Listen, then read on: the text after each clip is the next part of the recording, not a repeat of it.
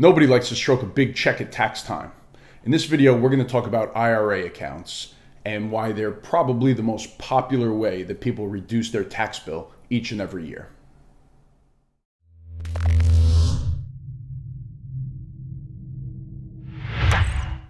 So what is an IRA? IRA stands for Individual Retirement Account. It's an individual account, meaning that you own it all by yourself. It cannot be joint with anybody else. It's also not tied to your employer like a 401k plan would be. It's a retirement account, which means that you're putting money in there, having it grow for your future retirement. So technically, you really cannot touch this money until you're the age of 59 and a half. There are a few exceptions to that, but this money is meant for long-term retirement planning. The IRA itself is not an investment option. What it is a shell where you then choose what investments you want to go inside of your IRA. So inside of an IRA, you could choose to invest in stocks, bonds, mutual funds, ETFs, but it's not an investment itself. It is the actual tax shell that goes around your investments. So you could choose to invest money outside of an IRA, which is a non-retirement account, or you could choose to invest money inside of an IRA. And the reason that people choose to invest inside of the IRA is for the tax benefits. So now there are two major types of IRAs. There's a traditional IRA and there is a Roth IRA. So with a traditional IRA, you get the tax benefits up front. So you get a tax deduction in the year that you make the contribution. This is a popular option for people who might be in the high tax bracket. So for example, if you make $60,000 this year and you contribute the maximum amount, which is $6,000, your taxable income is reduced down to $54,000. So that $6,000 contribution, you don't have to pay any income taxes on. And then the money inside of your traditional IRA is going to grow tax deferred, so you're not going to pay any taxes on the growth year after year. And then once you're retired in the future, that big pile of money that's grown inside of your traditional IRA, you'll begin to pay taxes on it as you take distributions from it. So for example, if you retire at age 62 and you start taking $10,000 out per year, that $10,000 gets tacked on to whatever other ordinary income you have, and you start paying taxes on it at that time. Now the second type, a Roth IRA, the tax benefits are really the opposite of the traditional IRA. So with a Roth, you contribute after-tax money. So what does that mean? That means that you're not going to get a tax deduction in the year that you make the contribution. So going back to the other example, if you make 60 grand a year and you contribute $6,000 into your Roth IRA, you're still going to pay taxes on all $60,000 worth of income. But the big advantage is that you'll never pay tax on that money again as long as you follow the rules of the Roth IRA. So the money goes in after tax and then you never pay taxes on it again. 59 and a half is still the retirement age on it. So if you make contributions to your Roth IRA year in, year out, and that money grows to be a tremendous amount and you start taking distributions at age 62, you'll not owe any taxes on those distributions. So those types of accounts are great for somebody who's in a low tax bracket now, because the tax deduction up front isn't a tremendous benefit, right? They might be in a higher tax bracket later on in life when they're retired, and at that point they won't owe any income tax for taking this money out. You also don't have to worry about that income pushing you up into higher tax brackets. Say for example, you want to buy a beach home when you're 62 years old and you take out $200,000 of your Roth IRA. You won't owe any taxes on it, whereas in the traditional IRA, that $200,000 would be taxed pretty hefty because it's taxed as ordinary income, so it's subject to the income tax brackets. There are also some other pretty big advantages to a Roth IRA. One of them being you can take out your contributions at any time. I love this about the Roth IRA, and it's probably the biggest reason that I'm such a fan of it, especially over the traditional IRA. So, simple example, when I was younger, I started contributing to a Roth IRA right when they came out. I believe it was the mid-90s. And by the time I got engaged, I had like 10 grand in there.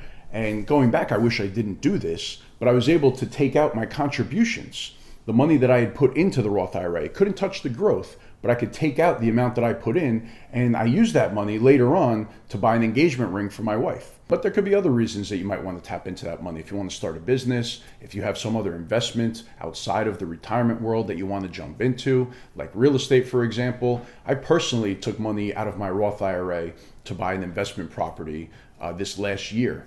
And I was able to take out contributions from my Roth IRA to buy a single family home. So there could be reasons that you want to get money out of retirement accounts before 59 and a half, and a Roth gives you some of that flexibility. One thing to remember with IRAs is that you cannot take loans against an IRA. So it does prove to be difficult to get money out of an IRA once you make the contributions. So you really do want to have this money earmarked for retirement. It's not a plan where you say 5 years down the road, I want to withdraw this money for something. It's really money that's going to be long term. Again, there are exceptions to get some money out, especially with the Roth IRA, where you can take out your contributions. But your mindset really has to be that I'm putting this money in there for the long term, for once I'm retired, and I'm going to start making distributions at that time.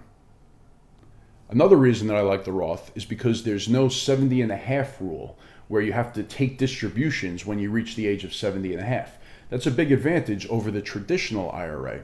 With the traditional IRA, the government makes you start taking out money at age 70 and a half because they want their tax revenue. With a Roth IRA, there's no 70 and a half rule. So if you don't need the money, you could just continue to let it grow inside of the Roth IRA without being forced to take distributions. Now, with both IRAs, there are income limitations and some quirky rules where you need to do a little bit of research before you make a decision for which one is right for you.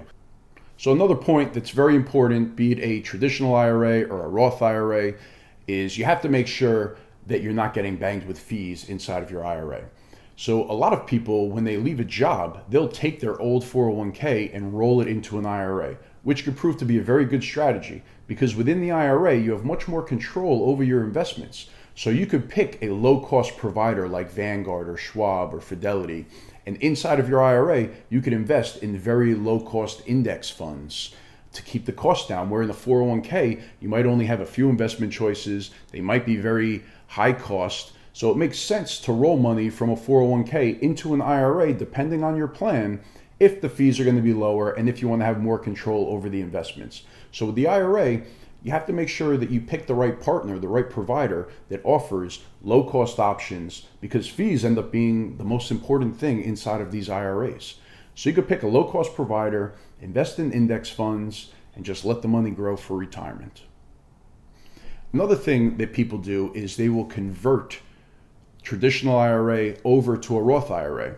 So there are strategies behind this. So for example, if you have all of your money in traditional IRAs, what you're able to do is say, you know what, I'd like to take $10,000 from my traditional IRA and convert it to a Roth IRA.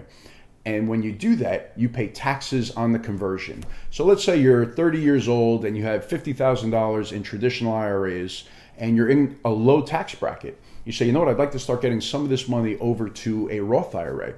You could say, I'm going to take $10,000 and I'm going to convert it to a Roth IRA.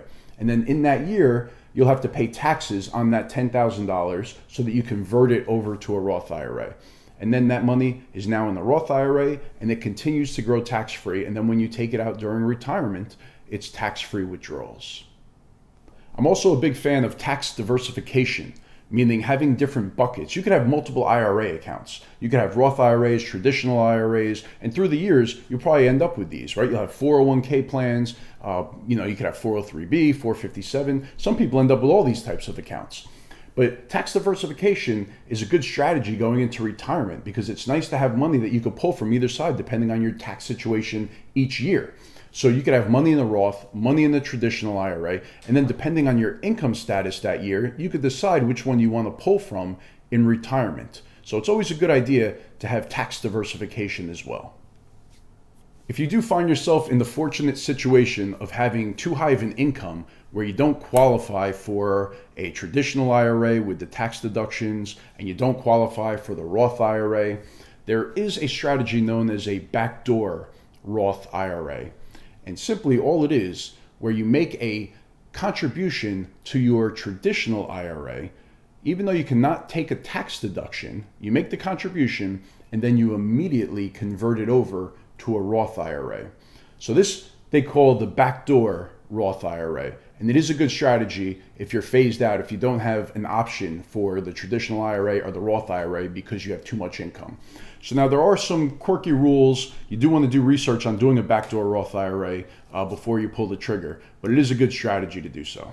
Another popular strategy with IRAs is if you have a 401k at your job where you get a match, you contribute up to the match, and then once you hit the match, you stop and you contribute into either a Roth IRA or a traditional IRA. Again, you have to make sure that you qualify based on your income. But the reason people do this is because with the IRAs, you just have more control. You could control the fees better. You could control the investment options better. With the 401k, having the match is great. You should take advantage of the match. But once you've maxed out on that match, going over to the IRA is usually a good decision. And then if you're really able to save a lot of money, you max out the IRAs for the year, which in 2019 is $6,000 if you're younger than 50 years old. Once you hit that $6,000, then you go back and you start funneling money back into the 401k and trying to max that out. And again, this is if you are looking to just invest in, stock market and mutual fund and ETF-based investments. Like, I'll make the argument that I think that it's a good idea to invest outside of these plans and have money that's not just in retirement accounts, where you could have money that's in regular brokerage accounts. And then outside of that, I'm a big fan of investing in real estate. So I personally choose to invest in real estate over all of these options because the tax benefits in real estate are amazing. But that might not be for everybody. So if you're not interested in learning about investing in real estate, then a great way to go is invest in the 401k up into the match, then max out your IRAs, then go back to the 401k and try to max that out as well. Hope you learned a lot from that. Thanks for watching. Please check out schoolofpersonalfinance.com. Please join my email list so I can send you out whenever I post a new video or a new blog post. Check out my Facebook group. Get involved in the discussion. I appreciate you watching, and I will see you again soon. Thanks.